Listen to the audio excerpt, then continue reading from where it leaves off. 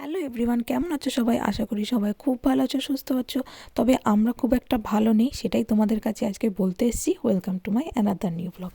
তো প্রথম দিকে আমার অরিজিনাল ভয়েসটা দেওয়া আছে, তো কেন জানি না আমার অরিজিনাল ভয়েস আমার এই ফোনে খুব আস্তে শোনা যায়, তাই প্রথম দিকটা একটু সাউন্ডটা জোরে দিয়ে শুনো, আর তারপরে আস্তে আস্তে আমার রেকর্ডেড ভয়েস আছে, তো সেইটা তোমরা আস্তে দিয়ে শুনতে পারো। আমার মুখের কি অবস্থা, তো এইটা কোনো সাধারণ পিম্পলস বা এরকম নয়, তোমরা দেখেই আশা করি বুঝতে পারছো। এইটা হচ্ছে চিকেন পক্স, আমার হয়েছে আজকে শনিবার, সোমবার থেকে আমার হয়েছে। তো সোমবারে প্রথমে কানের এই পিছন দিকে হয়েছে, অতটা বুঝতে পারি না, কোনো পোড়া বাড়ি টাইপের কিছু। তারপর আস্তে আস্তে আস্তে আস্তে পুরো বডিতে হয়, আর তারপর মাথায় এবং মুখে পুরো হয়ে গেছে। আর প্রথম দিকে তো বুঝতে পারিনি, রুদ্রাংশকে আমি নিতাম, তার জন্য ওরও হয়েছে, তবে ওর মুখে কয়েকটা বেরিয়েছে আর বডিতে হয়েছে। তবে আমার মতো এত হয়নি, ঠাকুরের কৃপায়। আর আমি যেহেতু ওর সাথে বেশি সময় আর এখন কাটাই না, রান্টুর কাছে বেশিক্ষণ রাখতে বলি, আর এখনো একটু খেলে, জানি না কি হয়েছে, ভগবানই হয়তো ওকে বলেছে যে আমার থেকে দূরে থাকতে, সেই জন্য রান্টু যখন থাকে না তখনও আমার থেকে একটু দূরেই থাকে, আমিও দূরে রাখারই চেষ্টা করি। আর এখন শীতকালেও আমাকে এখনো ঠান্ডা জলে চান করতে হচ্ছে, ঠান্ডা জলে সবকিছু করতে হচ্ছে, কারণ আমি গুগল করি, কারণ এখানে তো ডাক্তার পাওয়া অত সহজ নয়। আর এই সব দিকে অতটা ডাক্তার আসে না, ডাক্তার চেষ্টা করে যতটা নিজে নিজে ঠিক হয়ে যায়। তো আর তার উপর এখন ডিসেম্বর মাস, তো পুরো আমি গেছিলাম অ্যাপয়েন্টমেন্ট নিতে, পুরো 40 দিন ছুটি, ডাক্তার নেই। তো তার জন্য আমাকে এইভাবেই থাকতে হবে। আর আমার সারাদিনে জ্বর আসছে না, ভালো, যাতে কাজ করতে পারি আমি। সারাদিন জ্বর আসছে না, শুধুমাত্র যখন আমি ঘুমোচ্ছি, অর্থাৎ দুপুরবেলা রাত্রিবেলা, তখন আমার জ্বর আসে। আর ঘুমানোর 0.5 ঘন্টা পরেই আমার জ্বর আসে, তার জন্য ঘুম ভেঙে যায়, তারপর ওষুধ নিয়ে জ্বর ছাড়ে, তার জন্য আমার ঘুম হয় না। তো আমি সারা রাত জেগেই থাকি, ঘুম হয় না একদমই। আর রুদ্রাংশও ঘরে ঘুমোয় না, আমি শুনতে পাই ও কথা বলে ওর বাবার সাথে, বকবক করে উঠে পড়ে। আর পুরো বডিতে হয়েছে, মাথা থেকে পায়ের পাতা পর্যন্ত সমস্ত জায়গায় হয়েছে, সমস্ত প্রাইভেট পার্টে পর্যন্ত হয়েছে। ভালো হয়েছে যে রুদ্রাংশ এখন দুধ খায় না, তাহলে কিন্তু খুব মুশকিল হয়ে যেত ওর জন্য। আর এইটাই হয়েছে। আর আমার অ্যাপয়েন্টমেন্ট পাওয়া যায়নি, তবে রান্টু বলছিল যে রুদ্রাংশের যদি পাওয়া যায়, কারণ ও তো বাচ্চা, যদি পাওয়া যায়। আর আমার ইম্পর্টেন্ট হচ্ছে কোনো ক্রিম, যদি কোনো ক্রিম থাকে এগুলোতে লাগাতাম তাহলে হয়তো ঠিক হতো। কারণ এখানে তো নিম পাতা পাওয়া যায় না, যে নিম পাতা ফুটিয়ে তারপর জলটাকে ঠান্ডা করে সেই জলে চান করতে হয়। কিন্তু এখানে নিম পাতা পাওয়া যায় না, নিম পাতার গুঁড়ো আছে আমার কাছে, তো সেইটাই আমি জলে গুলে রুদ্রাংশকে কালকে চান করিয়েছি, তো এগুলো আমার চুল করছিল। আজকে আমি চান করে দেখবো, যদি ঠিকঠাক লাগে তাহলে আমি আবার কালকে রুদ্রাংশকে চান করাবো ওটাতে, না হলে ওটাও ইউজ করবো না এখন। যদি কোনো ক্রিম থাকে সেইগুলোই এগুলোতে ইউজ করার চেষ্টা করবো, আর ওরও একটা নেবো ক্রিম ডাক্তারের থেকে, তাহলে খুব ভালো হয়। আমি জানি না এটা কতদিন থাকে, আর এই সময় গরম খাওয়া একদম ভালো নয়, একদম উচিত নয়, সব কিছু এখানে ইন্টারনেট থেকেই দেখতে হয়। তো এখানে সমস্ত শাকসবজি, সবজিপাতি সাধারণত খেতে হবে, কোনো রকম ননভেজ জিনিস খেলে তো সেটা শরীরের জন্য গরম হয়, কিন্তু এখন শীতকাল, এখন ওটাই বেশি পাওয়া যায়। আর এখানে তো অত সবজিপাতি পাওয়া যায় না, সবজিপাতির দামও অনেক বেশি, ইন্ডিয়ান মার্কেট ছাড়া পাওয়া যায় না, ইন্ডিয়ান মার্কেটও যেহেতু অনেক কম, সেই জন্য সমস্ত সবজিপাতি খুব তাড়াতাড়ি স্টক আউট হয়ে যায়, তো কয়েকটা পড়ে থাকে, শুকনো শাক না এই টাইপের পড়ে থাকে। খুব লাক ভালো থাকলে ভালো জিনিস পাওয়া যায় বা তাড়াতাড়ি গেলে। তো সেই জন্য কি হয়, বাড়িতে নিয়ে আসলে সেই সবজিপাতি খুব তাড়াতাড়ি খারাপ হয়ে যায়, সেই জন্য খুব তাড়াতাড়ি রান্না করে নিতে হয়। তো এইবার সপ্তাহের মধ্যে তো আমরা গিয়ে কেউ আনতে পারবো না, কারণ আমার পক্ষে এই শরীর নিয়ে তো যাওয়া সম্ভব নয়। আগে হলে হয়তো যেতাম। আর রান্টু আর রুদ্রাংশ কে নিয়ে, মানে রান্টু অফিস যায়, তো ও যেতে পারবে না, আমাদের বাড়িতে আর অন্য কোনো লোক নেই যে গিয়ে সবজিপাতি বাজার করে আনবে। আর এখন বাড়ির লোক ছাড়া অন্য কাউকে আমি বলতেও পারবো না যে সবজিপাতি এনে দিতে, সবারই কাজ আছে, অনেকের বাচ্চা আছে, তো রিস্ক হয়ে যাবে। তো সেই জন্য সপ্তাহের শেষ, তো সেই জন্য আমাকে না খাওয়া উচিত সত্ত্বেও আমাকে ঝিনুক রান্না করতে হবে, কিছু করার নেই। আজকে গেছে, দেখি যদি কিছু সবজিপাতি আনে কালকে থেকে হবে। দেখো মুখের মধ্যে কত হয়েছে, এখানে হয়েছে, এইখানে আলোতে খুব ভালো বোঝা যাচ্ছে, এই যে দেখো, দেখছো? আর মাথার এখানে হয়েছে, এখানে হয়েছে, এবার মাথাতে হয়েছে আমার, এই যে দেখতে পাচ্ছ, কানের পিছনে হয়েছে, কানের পিছনে হয়েছে, মুখের মধ্যে হয়েছে। দাও তোমাদের একটা দেখাই, এই যে দেখো, এখানে দেখতে পাচ্ছ, এখানে হয়েছে, এখানে হয়েছে, এইখানে হচ্ছে, এইখানে হয়েছে, এইখানে। এটা একটু ঠিক হয়ে গেছে আমার মনে হয় কোনো কারণে, ঠিক হয়ে গেছে। এই ভিতরে ভিতরে সমস্ত জায়গা হচ্ছে, দাঁতের ভিতরে হচ্ছে, সমস্ত জায়গায় হয়েছে, আর সমস্ত পুরো বডিতে হয়ে গেছে। পুপুকে নিয়ে ওর বাবা বাজার করতে গেছে, আর আমি এখানে বসিয়ে দিয়েছি ঝটপট রান্না, কারণ রান্না বান্না করিয়ে আমাকে চান টানও করতে হবে, আর এখন চান করতে হতে একটু টাইম লাগে। তো এই যে এখানে প্রথমে হালকা করে পেঁয়াজটা একটু ভেজে নিচ্ছি, নিয়ে এখানে একটা পেস্ট বানিয়েছি, ওই টমেটো আদা রসুন অল্প অল্প, একদম আদা রসুনটা অল্প অল্প দিয়েছি, আর দিয়েছি বেশি করে একটু টমেটো, লঙ্কা এই রকম দিয়ে তারপর এটাকে বেটে নিয়েছি।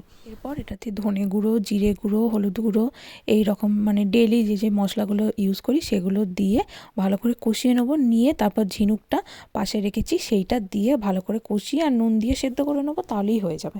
তো এই যে এইখানে আগের দিন রাতে আমি ঝিনুকের পুরো প্যাকেটটাকে ডিপ ফ্রোস্ট করে রেখেছিলাম। তো তারপর এটাকে সকালবেলা বের করে ভালো করে ধুয়ে নিয়েছি, ধুয়ে এখানে ছাঁকতে দিয়ে দিয়েছি। তো প্রথমে আমি ভেবেছিলাম যে খোসা সমেত, কিন্তু আসলে এটা খোসা সমেত নয়, খোসা ছাড়ানোই আছে। এইখানের হিটারে এইখানে জামাগুলো শুকোচ্ছে, দেখাই। এইখানে এই যে দেখছো এত বড় চাদরটা, এইটা এখনো আছে, শুকোবে। থেকে দরজাটা খুলে রেখেছি তার কারণ প্রচণ্ড ঝাঁঝ রান্নার হয়, আমাদের ভারতীয় রান্নার প্রচণ্ড ঝাঁঝ হয়। আর বাইরে দেখতে পাচ্ছ কতটা বৃষ্টি হচ্ছে। এই যে ঝিনুক দিয়ে দিয়েছি, দিয়ে এবার আমি এটাকে ভালো করে কষাবো। এখন আমি নুন দিইনি, আমি কিন্তু এই প্রথম ঝিনুক রান্না করছি। এর আগে একদিন করেছিলাম, কিন্তু সেটা অন্যরকম ছিল।